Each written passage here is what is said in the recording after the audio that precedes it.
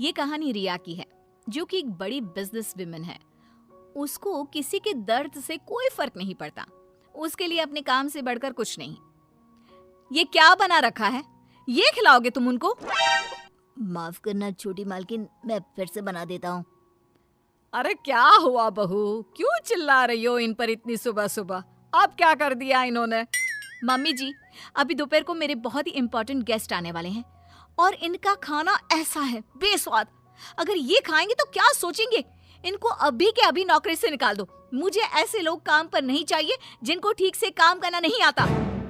अरे लेकिन बहू, ये बहुत सालों से हमारे लिए काम कर रहे हैं, ऐसा कैसे निकाल दे? हाँ मेम साहब, मुझे नौकरी से मत निकालिए। मैं अच्छे से काम करूंगा, आपको शिकायत का कोई मौका नहीं दूंगा। मैंने एक बार जो बोल दिया सो बोल दिया। जल्दी से कोई नया शेफ ढूंढ कर लाओ।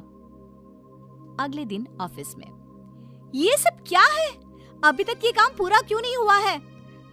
मैम, वो क्या? किसको दिया था मैंने ये काम? उसको अभी मेरे सामने बुलाकर लाओ। जी मैम। मैम, वो सर्वर में थोड़ी दिक्कत आ गई थी। किसके? तुम्हारे या कंप्यूटर के? वो मैम, बात यह है कि जितना वक्त तुम आज मुझे समझाने में जाया कर रहे हो ना, उतना वक्त अगर तुमने कल इस काम को करने में किया होता तो आज ये पूरा हो जाता। तुम्हें नौकरी से निकाला जाता है।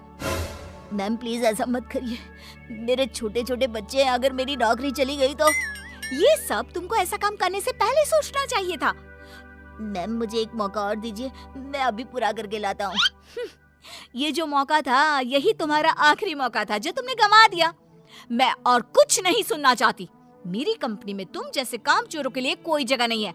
तुम्हें इस नौकरी से निकाला जाता है। शाम को घर पर, मैंने सुना आज तुमने फिर किसी को नौकरी से निकाल दिया। अरे हमारी पॉलिसी है ना, हमारी कंपनी लोगों के इमोशंस का भी ध्यान रखती है। इमोशन कुछ नहीं होता। कमजोर होते हैं वो लोग जो ऐसे काम करते हैं। और नौकरी से निकाल दिया तो इसमें कोई नई बात नहीं। जिस तरह घर को साफ करने के लिए गंदगी बाहर फेंकनी पड़ती है, उसी तरह कंपनी को आगे बढ़ाने के लिए यूजलेस लोगों को कंपनी से बाहर निकालना पड़ेगा। तुम लोगों की तुलना गंदगी से कैसे कर सकती हो? जिस स्पीड से तुम लोगों को निकालती हो, मुझे डर है कि किसी दिन कंपनी के सभी लोग ही ना निकल जाए। फिक्र मत करो, ऐसा कभी नहीं होगा। ऐसी बड़ी कंपनी में काम करने के लिए लोग तरसते हैं। जिनको नौकरी लग जाए वो खुशी से पागल हो जाते हैं। तो ऐसी कंपनी कभी खाली हो ही नहीं सकती। वैसे भी मुझे किसी की इमोशन से कोई लेना देना नहीं है। लेकिन बहू, तेरे स्वभाव को देखकर लगता है कि जरूर खाली होगी। अरे बहू, लोगों को दर्द होता है तो ये क्यों नहीं समझ पाती है? मम्मी जी, आप कब आई? आपको क्यों ऐसा लगता है? दर्द वर्द कुछ नहीं होता। कम से कम मैंने तो इस दर्द नाम की चिड़िया को कभी फील ही नहीं किया। क्योंकि बहू तो दूसरों की भावनाओं की कदर नहीं करती। दूसरे क्या सोच रहे हैं, क्या कर रहे हैं, वो क्यों नहीं कर पा रहे हैं, किसी की परवाह नहीं करती। ऐसा नहीं होता बहू। तो मम्मी जी, आप कह रही हैं कि मैं दूसरों की पर्सनल कामों के लिए अपना काम रोक दूं और उनसे उनका दुखड़ा सुनूं? हाँ बताओ भाई, क्या हुआ? नो वे। नहीं बेटा, मेरा मतलब ये है कि तू बस एक गलती होने पर लोगों को काम से निकाल देती है। ये भी नहीं सोचती कि अगर उसे काम से निकाल दिया तो उसका घर कैसे चलेगा, वो अपने बच्चों की फीस कैसे भरेगा। मम्मी जी, आपका मतलब है वो कितनी भी गलती करे मैं उनको माफ कर दूं और वापस ले आऊं? मम्मी जी, अगर मुझे ऐसा ही करना होता तो मैं कंपनी नहीं खोलती, कोई धर्मशाला खोलती, ताकि जिसका जब मन करे आए और जब मन करे जाए। माँ का वो मतलब नहीं है। माँ बस इतना बोल रही है कि अगर वो गलती करते हैं तो उनको डांट लिया करो, समझा दिया करो। लेकिन नौकरी से निकालना बहुत ज्यादा नहीं हो गया? मम्मी जी, आपको भले ही ऐसा लगता हो, लेकिन मैं इतनी बड़ी कंपनी ऐसे ही नहीं चला रही हूँ। ऐसे बहुत देखे मैंने और मैं ये अच्छी तरह जानती हूँ कि ये कैसे सुधरेंगे। इसलिए आप चिंता मत कीजिए और आप प्लीज मेरे कामों में दखल मत दीजिए। मुझे अच्छी तरह पता है कि मैं क्या कर रही हूँ। एक दिन अचानक से रिया की बेटी की तबीयत बहुत खराब हो जाती है और रिया कंपनी की जरूरी मीटिंग छोड़ देती है। बहू, तू यहाँ क्या कर रही है? तेरी तो बहुत जरूरी मीटिंग थी ना? मम्मी जी, आप ऐसे समय में मीटिंग की बात कैसे कर सकती हैं? और मेरी बेटी कहाँ है? क्या हुआ है उसको? डॉक्टर ने क्या कहा? यूं अचानक से बेहोश कैसे हो गई?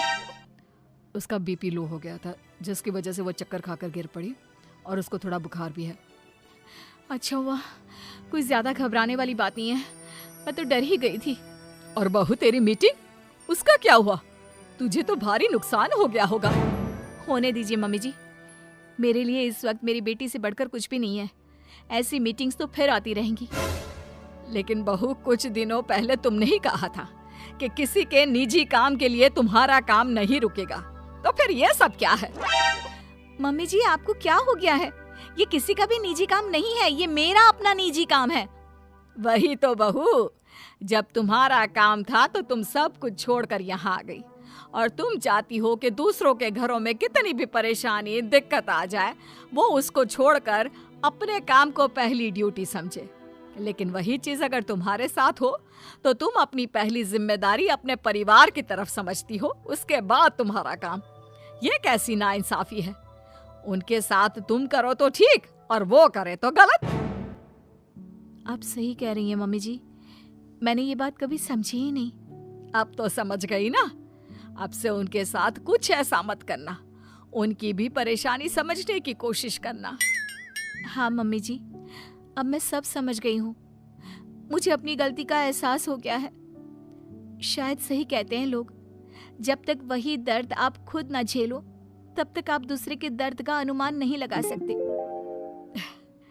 मुझे ये देखकर अच्छा लगा बेटा कि तुम्हें बहुत जल्दी अपनी गलती का एहसास हो गया।